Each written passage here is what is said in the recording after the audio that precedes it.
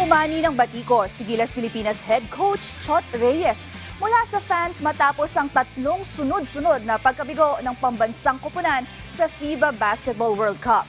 Pero ano naman kaya ang masasabi ng kanyang mga manlalaro? Nagbabalik si Rafael Bandairel.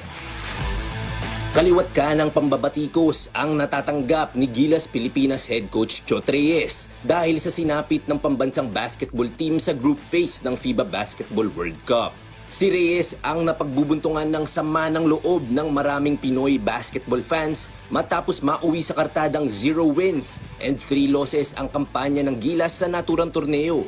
Sa katunayan, nalulunod sa mga nakakabinging mga boos ang Araneta Coliseum tuwing inaanunsyo ang pangalan ni Reyes. Sa kabila nito, buong suporta naman ang ipinaabot ni Gilas guard Kiefer Ravena para sa punong guro ng koponan. I know it's been happening. I'm gonna play for my coach till the wheels fall off. Now, this is something that I have to lead by example. Ni Japet and most of the guys that has been here. Aminado naman si Jordan Clarkson na hindi niya lubusang nauunawaan ang buong sitwasyon, pero para sa kanya, nakapanghihina ng loob ang kawalan ng tiwala mula sa sarili nilang fans.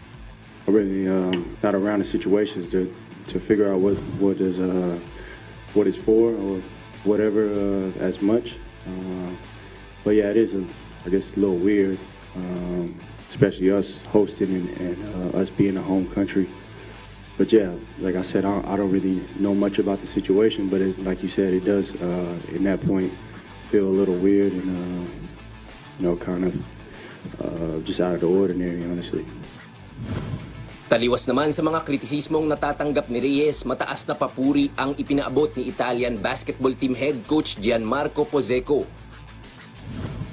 First of all, I have to congratulate with the coach of Filipina and the staff and all the players.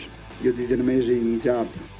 You did a great tournament. You lost 3 games, but you fight all of them, all of those games, and so you have to be really proud of.